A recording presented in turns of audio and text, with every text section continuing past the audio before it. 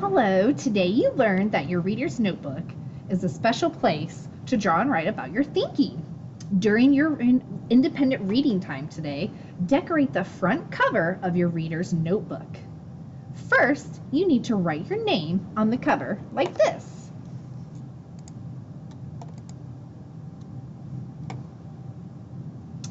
After you write your name on the cover like this, what I need you to do is to decorate your front cover of your reader's notebook. You can decorate anything on your reader's notebook that has to do about reading. If you want to draw pictures of things that you enjoy reading about or certain people that you enjoy reading with, go ahead and draw those pictures in color. And it should look something like this.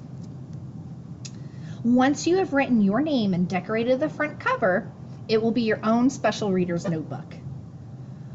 When you are done drawing and you are finished, be ready to share your drawing when we come back together after independent work time.